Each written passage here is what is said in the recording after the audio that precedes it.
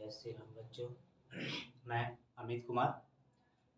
आज मैं कक्षा 12 प्रकाशिकी भाग 2 यानी कल मैंने प्रकाशिकी का पहला पाठ पढ़ा था, जिसमें हमने प्रकाश के बारे में जाने थे और प्रकाश के क्या क्या गुण होते हैं उसके बारे में जाने थे और उसकी निष्पत्ति किए थे, यानी उसका निरीक्षण किए थे कि जो गुण लिखे गए हैं क्या वो गुण वास्तव में सही है या नहीं। उसके बारे में हम लोग कल चर्चा किए थे। आज हम लोग उससे आगे के टॉपिक पढ़ेंगे। प्रकाश का परावर्तन। प्रकाश का परावर्तन पढ़ेंगे। अब यहाँ पे सबसे पहले ये जानते हैं कि परावर्तन क्या होता है। प्रकाश तो ठीक है, क्योंकि प्रकाश उसमें आना चाहिए, प्रकाश तो बाद में आएगा। पहले ये जानेंगे कि परावर्तन क्या होता है। परावर्तन का मतलब होता है बच्चों कि अगर कोई चीज किसी एक तरफ से आ रही हो और किसी ठोस चीज मतलब चीज से या कोई ठोस सतह से टकराने के बाद अगर वह उसी माध्यम में किसी दूसरी दिशा में चल जाए तो उसको हम कहते हैं परावर्तन।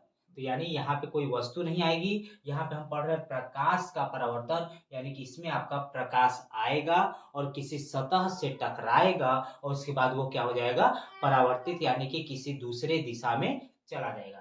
अब यहाँ पे आता है कि परावर्तन के लिए सतह कौन सी जरूरत पड़ती है, वो भी प्रकाश के लिए। प्रकाश के लिए जो सतह होती है वो दो पृष्ठ होते हैं। एक पृष्ठ होता है आपका पारदर्शी और एक पृष्ठ होता है आपका अपारदर्शी। यानी दोनों पृष्ठों में से अलग अलग प्रक्रियाएं कराई जाती हैं। अगर पृष्ठ आपका पारदर्शी है, अगर पृष्ठ आपका पारदर्शी हुआ तो पृष्ठ पारदर्शी होने पर आपका परावर्तन कभी नहीं होगा, यानी उस पे आपका अपवर्तन होता है। वही अगर पृष्ठ अपारदर्शी है तो अपारदर्शी में आपका जो होगा वो परावर्तन होगा। इसका मतलब ये है कि यानी पारदर्शी का मतलब जिसमें से कोई चीज एक तरफ से दूसरी तरफ निकल जाए, और अपारदर्शी का मतलब है जिसमें से अगर कोई वस्तु एक तरफ अगर आ जाए तो वो वापस दोबारा दूसरी तरफ नहीं जा सकता है। जैसे कि एक कमरा है और कमरे में अगर दरवाजा लगा है तो अगर कोई व्यक्ति दरवाजे के अंदर आ गया, दरवाजा बंद कर दिया गया तो वो कमरे से बाहर नहीं निकल जाएगा। यानी कि जो आपका क्या होता है कि दरवाजा होता है वो आपके अपारदर्शी का काम करता है, लेकिन जो पर्दा होता है पर्दे से वो अंदर और बाहर सरलता से कर लेता है। या फिर कोई पानी की परत हो तो वहां से भी वो अंदर बाहर आसानी से निकल जाता है बच्चों। तो यानी पानी की परत आपकी पारदर्शी का काम करती है। ठीक है बच्चों, चलिए उसको करके हम लोग यहाँ पढ़ते हैं। तो हम लोग क्या करते हैं कि हम एक केवल चित्र के माध्यम से सभी चीजों की व्याख्या सरलता से करेंगे। हम क्या करते हैं, एक आपका परावर्तन कराना है तो यानी परावर्तन के लिए हमें अपारदर्शी चाहिए। तो अपारदर्शी हमने एक पृष्ठ लिया जिसके एक तरफ हमने क्या कर दिया कि पेंट कर दिया। पेंट यानी कि कलर, चाहे आप किसी भी चीज से इसको कलर कर सकते हैं। ये आपका एक पृष्ठ है जो कि अपारदर्शी, मतलब नीचे क्या किया गया है, पेंट किया गया है। दूसरी भाषा में कहा जाए तो कलई कह सकते हैं। इसमें लेड ऑक्साइड से क्या किया जाता है कि पेंट कराई जाती है, या लाल रंग का कोई भी पेंट इसमें आप किसी भी चीजों में पोत सकते हैं या लगा सकते हैं। जैसे आप देखे होंगे कि पहले जमाने के जो शीशा या अभी भी मिरर जो आता है, अगर आप मिरर को उसके बॉक्स में से अगर निकाल दीजिए तो आप देखेंगे कि मिरर के पीछे किसी में काले कलर का तो किसी में लाल रंग का पीछे से पेंट किया गया रहता है। इसलिए वो दर्पण का काम करता है। इससे जब हम उसमें अगर लाइट के यानी जब सूर्य का प्रकाश आता है उसको ऐसे करते हैं तो ये किसी दूसरी दिशा में आप क्या करते हैं, चमकता हुआ दिखाई देता है। जैसे किसी का आंख चमकाना, ये छोटे बच्चे लेने के बाद यानी दर्पण लेने के बाद बहुत ज्यादा क्रियाकलाप किए रहते हैं। ठीक है बच्चों, तो यहाँ पे जब हम किसी दर्पण यानी कि किसी पृष्ठ को जब यहाँ पर रख देंगे, जो कि पृष्ठ क्या होगा, अपारदर्शी होगा, ये आप याद रखेंगे। ठीक है, यानी आपका अपारदर्शी पृष्ठ होना चाहिए। इस पृष्ठ पे पहले इस पे हम लंब डाल देते हैं। लंब का मतलब इस पृष्ठ को आधा आधा, अभिलंब। अभिलंब, अभिलंब का मतलब है कि यह पृष्ठ को दो भाग में डिवाइड कर देगा। जो एक भाग क्या करेगा कि परावर्तन से पहले की स्थिति बताएगा और दूसरा भाग परावर्तन के बाद की स्थिति बताएगा। यानी परावर्तन से पहले प्रकाश की क्या स्थिति है और परावर्तन के बाद प्रकाश की क्या स्थिति है, ये अभिलंब से हम लोग डिसाइड करते हैं। चलिए तो मान लेते हैं कि हमारा यहाँ पे एक सूर्य है और सूर्य से हम क्या करेंगे, लाइट निकालेंगे। जैसे यहाँ से आपका ये सूर्य है और यहाँ से कोई भी एक लाइट सूर्य से निकलते हुए उस अभिलंब पे जाके टकराती है जहाँ पे अभिलंब मिला होता है। तो आपका यहाँ पे पहला प्रश्न ये आएगा कि सर क्या ये लाइट इसी जगह पे जाके टकराएगा? नहीं, ये आपका पूरी सतह है, इस सतह पे कहीं भी ये टकरा सकता है, लेकिन ये जो आपका किरण है इस सतह पे जहां भी टकराएगा आपको अभिलंब उसी बिंदु पे खींचना पड़ेगा, क्योंकि वहां से उसका क्रिया बदल जाता है। अब उसके बाद वो कहाँ जाएगा, किधर जाएगा, ये पता नहीं होता है, इसलिए हमें अभिलंब उसी बिंदु पे खींचना होता है जहां पे ये किरण जाके उस पृष्ठ को क्या करती है, छूती है। ठीक है बच्चों, तब यहाँ से अब क्या होता है कि जैसे ये होता है इसको हम लोग कहते हैं, ये होता है आपतित किरण। आपतित किरण का मतलब कि किसी पृष्ठ पर आपतित होने वाली या फिर वहां पे जाके मिलने वाली जो किरण होती है या गिरने वाली जो किरण होती है उसे हम आपतित किरण कहते हैं।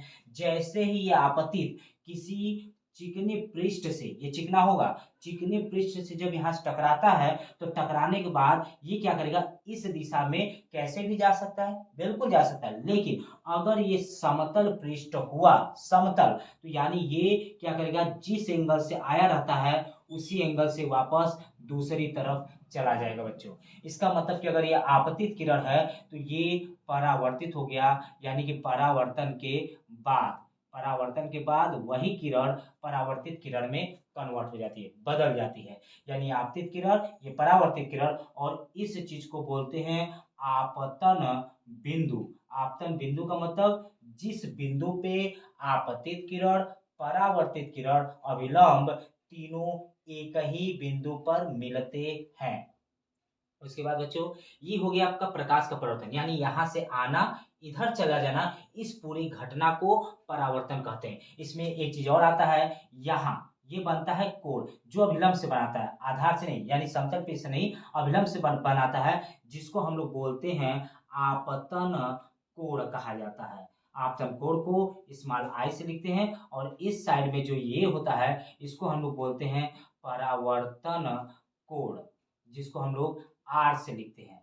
ठीक है बच्चों, अब यहाँ पे एक मेरा प्रश्न ये आता है, आपको तो आप जान लीजिए कि आप तो इस चीज को देखे नहीं होंगे, क्योंकि आप ये चीजें किताब में देखते हैं और किताब में लिखी रहती है तो आप मान लेते हैं कि ये चीजें सही है। अब यहाँ पे अगर इसके परिभाषा की बात करें, किताब की परिभाषा, तो उसका ये परिभाषा कहना है कि जब किसी चिकने पृष्ठ पर कोई प्रकाश आपतित होती है तो वह परावर्तन के पश्चात उस प्रकाश का अधिकांश भाग क्या होता है, उसी माध्यम में वापस लौट जाता है। माध्यम वही रहेगा, दिशा बदल जाएगी। माध्यम आपका ऊपर अगर वायु में है तो इधर का माध्यम भी वायु ही रहेगा, यानी एक ही माध्यम में वो क्या करती है कि पुनः लौट जाती है, चाहे वो दिशा बदल जाएगी। इसका मतलब वहां पे एक शब्द आता है कि अधिकांश भाग का क्या तात्पर्य है।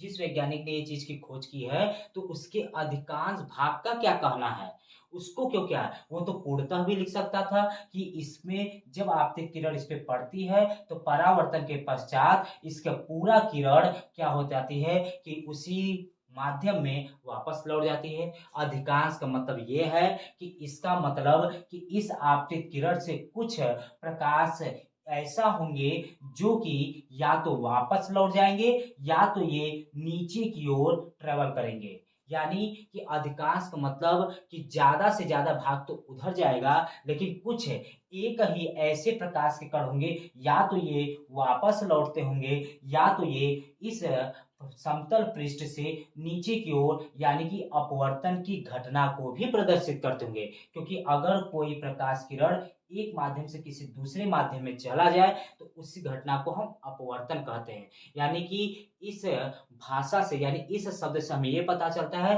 कि इस घटना में अधिकार मतलब कि ज्यादा तो यानी कि 99% तो परावर्तन की प्रक्रिया होती है, लेकिन 1% अपवर्तन की भी प्रक्रिया होती है। इस शब्द से हमें ये पता चल जाता है।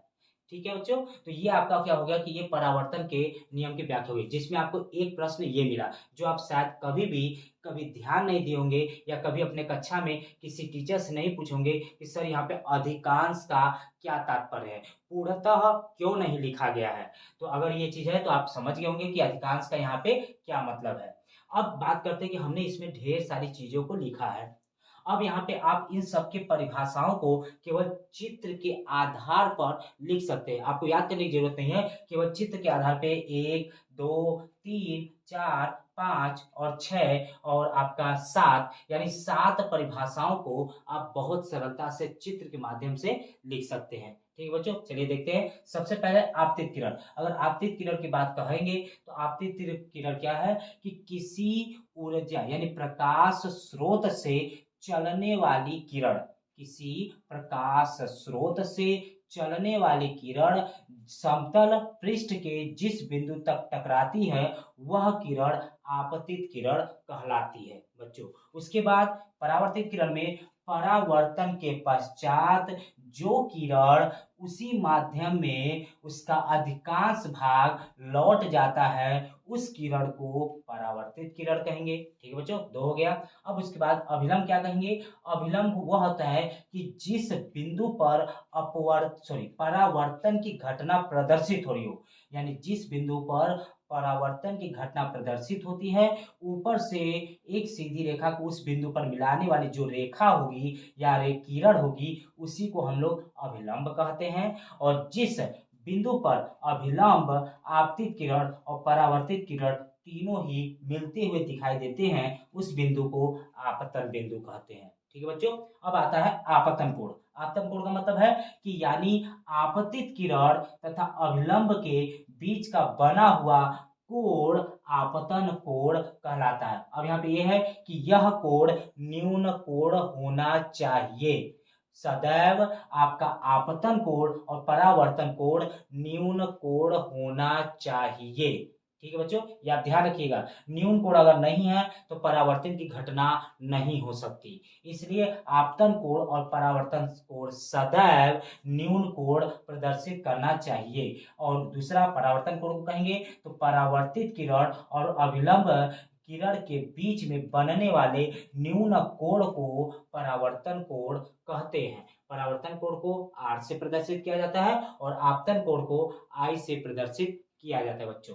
ठीक है, अब इसी पे आधारित आपका ये डेरिवेशन यानी कहा जाए तो इसकी परिभाषा आप अपने से, आपको याद नहीं करना, आप केवल इसको देख के चित्र को आप चाहे तो अपने से अपने नोट्स को बना सकते हैं। किसी टीचर को बार बार बोलने की जरूरत नहीं पड़ेगी, ना आपको बार बार किताब की जरूरत पड़ेगी, ना आपको कहीं से देखने की जरूरत पड़ेगी। केवल आप चित्र के बारे में अगर गहन अध्ययन कर लिए, उसके बारे में अच्छे से समझ लिए, पढ़ लिए, तो आप इसमें से 7 परिभाषाएं, 6 परिभाषाएं आप सरलता से लिख सकते हो। आपको किसी की जरूरत नहीं पड़ेगी, किसी की मदद की जरूरत नहीं पड़ेगी। ठीक है बच्चों, आज के लिए हमारा जो भाग 2 है हम आज इतना ही देखेंगे।